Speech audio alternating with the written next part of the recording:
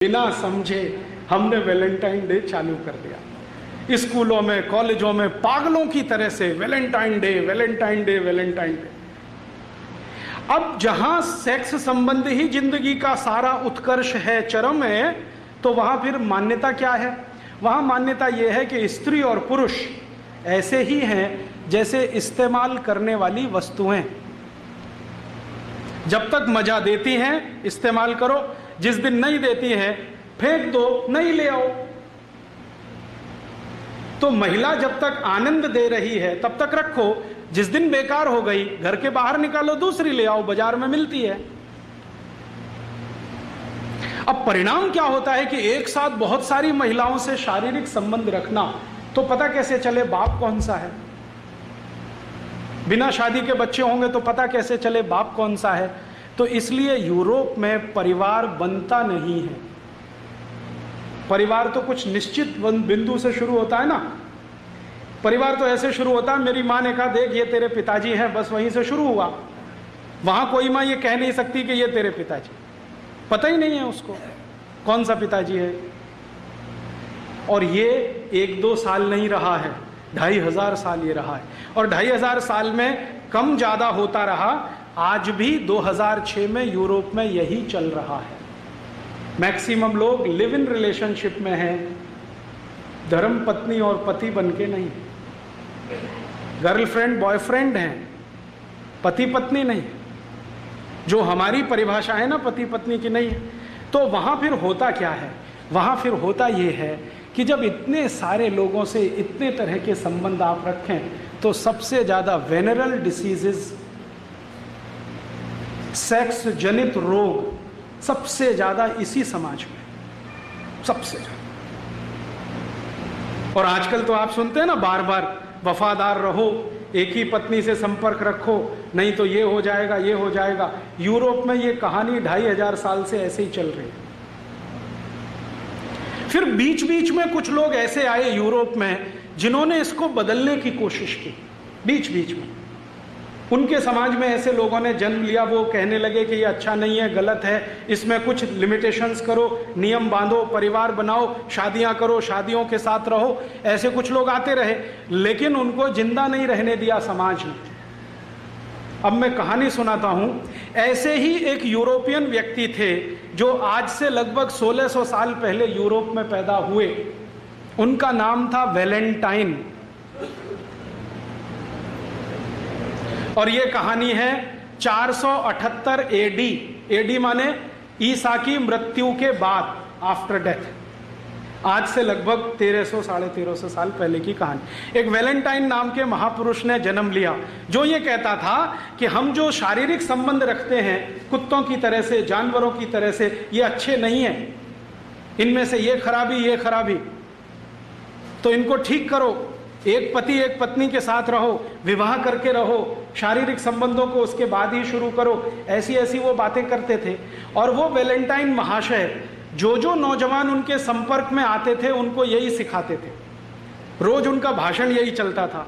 संयोग से वो चर्च के पादरी हो गए, तो चर्च में आने वाले हर आदमी को यही बोलते थे कि भाई शादी कर लो तभी संबंध रखो, बिना शादी के संबंध मत रखो।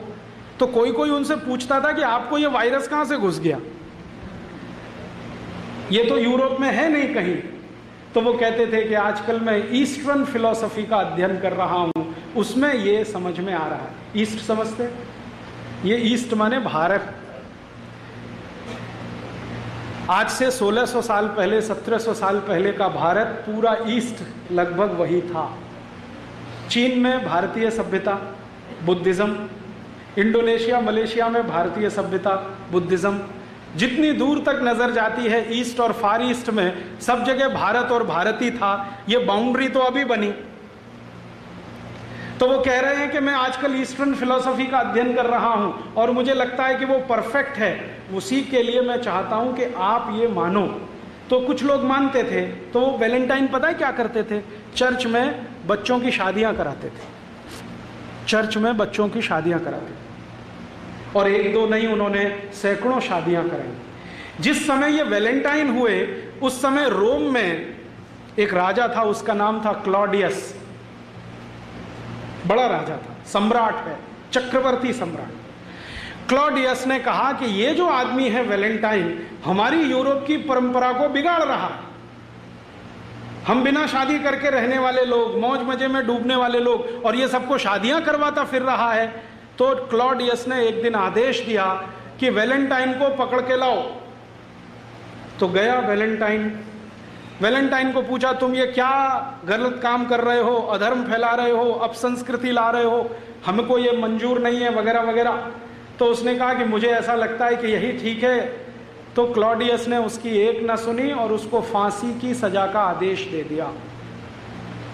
तो 14 फरवरी सन 498 को वैलेंटाइन को फांसी हो गई। आरोप क्या था कि वो बच्चों की शादियां कराते हैं, इसलिए फांसी हो गई। माने शादी कराना जुर्म है, तो फांसी हो गई। जिस दिन उनको फांसी हुई तो जिन बच्चों ने वैलेंटाइन के कहने पर शादियां की थी, उन्होंने वो दिन वैलेंटाइन डे मनाना शुरू कर दिया। अब ये वैलेंटाइन डे की कहानी है। यूरोप में वैलेंटाइन डे होता है क्योंकि वहां शादी नहीं होती, और जो कर ले वो वैलेंटाइन डे मनाता है। अब भारत में बिना अकल, बिना सोचे, बिना समझे हमने वैलेंटाइन डे चालू कर दिया। स्कूलों में, कॉलेजों में पागलों की तरह से Valentine day, Valentine day, Valentine day. और इस धंधे में बड़ी बड़ी कंपनियां लग गई जिनको ग्रीटिंग कार्ड्स बेचने हैं। वैलेंटाइन डे का ग्रीटिंग कार्ड, वैलेंटाइन डे का गिफ्ट, और वैलेंटाइन डे का तो मिठाई, और वैलेंटाइन डे का तो ये, और वैलेंटाइन डे का वो। और टीवी चैनलों ने धुआंधार उसका प्रचार कर दिया। तो गली मोहल्ले छोटे छोटे बच्चे 10-10, 12-12 साल के वैलेंटाइन डे में फंसे हुए हैं। हाँ, और ऐसे मूर्ख हैं कि वो जो कार्ड भेजते हैं ना, उसमें लिखते हैं would you be my Valentine. हाँ, इसका सही मतलब है कि आप मेरे साथ शादी करोगे, और वो एक को नहीं 10-10 को भेज देते हैं, 20-20 को भेज देते हैं, 25-25 को, would you be my Valentine. अभी मैं तो एक दिन तंग हो गया, परेशान हो गया। बंबई में मैं एक सज्जन के घर खाना खाने गया, तो उनके घर में एक दादाजी हैं, दादाजी 65 साल के, उनको 25 ग्रीटिंग कार्ड आए हैं, लिखा हुआ would you be my Valentine. लिखने वाले कौन है? 15-20 साल के लड़के लड़कियां, वो दादाजी को वैलेंटाइन बना रहे हैं। मूर्खों को पता नहीं है कि वैलेंटाइन होता क्या है। बिना सोचे, बिना समझे ये जो हम लेते हैं ना, ये ऐसा नाश करता है। तो यूरोप की तकलीफ है, वहाँ शादियाँ नहीं होती हैं। शादी कराने वाला कोई पैदा हो जाए तो उसको फांसी हो जाती है। इसलिए वो कभी कभी ऐसे लोगों को याद करने के लिए कुछ सेलिब्रेट करते हैं। हम उनकी नकल करें ये बिल्कुल जरूरी नहीं। ऐसा है यूरोप।